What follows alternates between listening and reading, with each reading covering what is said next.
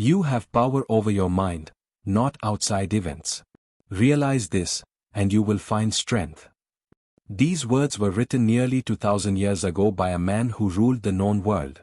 Marcus Aurelius, the Emperor of Rome. Look around you. Life today is physically easier than at any other point in human history. We have unlimited food, climate-controlled homes, and entire worlds of entertainment in our pockets. Yet, mentally, we have never been more fragile. We are anxious, perpetually stressed, and easily broken by the smallest inconveniences. A slow internet connection, a delayed flight, or a negative comment online is enough to ruin our entire day. Why? Because we have abandoned the mental discipline that ancient leaders used to survive plagues, wars, and famines. Stoicism is not a religion. It is not about suppressing your emotions or acting like a robot. It is a psychological weapon. It is the operating system of emperors, gladiators, and kings. Today, we are going to unlock the ancient secrets of Stoicism. By the end of this video, you will know exactly how to forge a mind of iron. Let us start with the absolute foundation. 99% of your anxiety comes from one simple, fatal mistake: trying to control the uncontrollable. You cannot control the economy. You cannot control what other people think of you. You cannot control the traffic, the weather, or the past.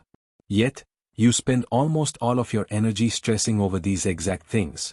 The Stoic philosopher Epictetus was born a slave. He endured physical torture and a life of extreme hardship.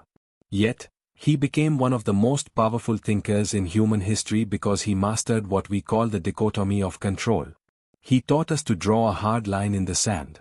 You control only three things in this universe: your thoughts, your choices, and your reactions. That is your domain. Everything else is external noise. Imagine you are stuck in a massive traffic jam on the way to a crucial meeting. The person in the car next to you is screaming at the steering wheel, honking their horn, their blood pressure spiking dangerously. They are suffering immensely.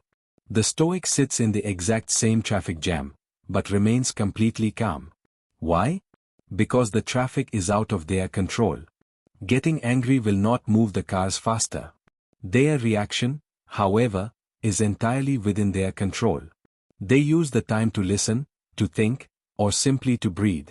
Mastering this principle strips the world of its power to upset you. When you stop outsourcing your happiness to external events, you become emotionally untouchable. As Marcus Aurelius wrote, "Choose not to be harmed, and you won't feel harmed. Don't feel harmed, and you haven't been." Most people view hardships as a curse.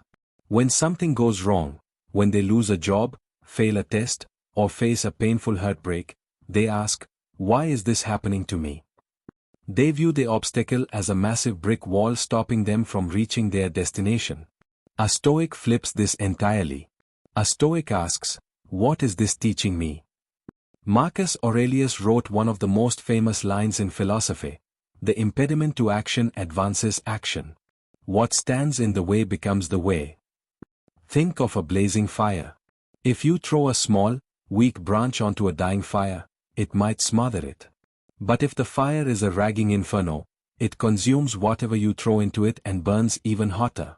When you face a massive failure, do not see it as a roadblock. See it as raw material. The obstacle is not stopping you from reaching your goal. The obstacle is training you for it. A difficult boss is teaching you patience. A financial loss is teaching you resourcefulness. A painful breakup is teaching you independence. The Stoics understood that the universe does not punish us, it educates us. When you adopt this mindset, fear disappears. You no longer dread the hard times, because you know that every single challenge is an opportunity to practice virtue, build resilience, and emerge stronger. If you want to be unbreakable when sudden tragedy strikes, you cannot wait for it to happen. You must train for it in times of peace.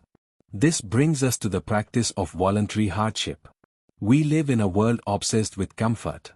We want soft beds, warm water, and instant gratification. But comfort breeds weakness. If you always choose the easy path, you will collapse the moment life forces you onto the hard one. The Roman statesman Seneca was one of the wealthiest men in the empire. Yet, once a month, he would practice poverty. He would wear rough clothes, eat the cheapest food, and sleep on the cold floor. He did this to remind himself that the worst-case scenario was nothing to be afraid of. He asked himself, is this the condition that I so feared? To build mental toughness, you must purposefully step into discomfort every single day. Wake up at 4 in the morning when the world is dark and your bed is warm. Step into a freezing cold shower. Push your body through an intense workout when every fiber of your being is begging you to quit. Practice fasting for 24 hours to remember what genuine hunger feels like. When you actively manufacture adversity and conquer it on your own terms, the real world cannot break you. You have already built the armor. You have proven to yourself that you can endure suffering and survive. There will be moments in life that break your heart. You will lose people you deeply love. You will face defeats that you did not deserve. The final, ultimate test of mental toughness is a concept called Amor Fati. It translates to the love of fate. Do not just tolerate the bad things that happen to you. Embrace them. Accept them exactly as they are. When Thomas Edison was 67 years old, his entire laboratory burned to the ground. Years of research, prototypes, and his entire life's work went up in massive green and yellow flames. While the fire raged, Edison didn't weep or complain. He told his son to go get his mother, saying, "She will never see a fire like this again." He lost everything, but he loved his fate. He started rebuilding the lab the very next morning. Life is a powerful river. You cannot fight the current, but you can choose how you navigate the waters. Whatever happens, say to yourself, this is what was meant to be. Now, how do I move forward? When you learn to love everything that happens to you, you become truly invincible. Reading philosophy is completely useless if you do not act on it. Do not just watch this video and go back to your old habits. Take these ancient lessons and apply them today. Draw the hard line between what you can and cannot control. Seek out the obstacle. Embrace the discomfort. As Epictetus commanded, first say to yourself what you would be, and then do what you have to do. If you are ready to build a mind of iron, subscribe to the channel, leave a comment below about the hardest obstacle you are facing today, and join us on this journey.